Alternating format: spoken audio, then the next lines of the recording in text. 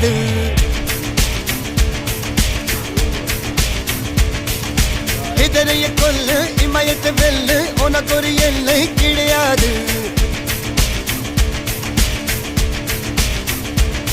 யாரோ யாரிவனோ ஒரு நீரோ தீயோ யார் அறிவார். ஆளும் வேறிவனோ அதை அசைத்து பார்க்க யார் வருவார்.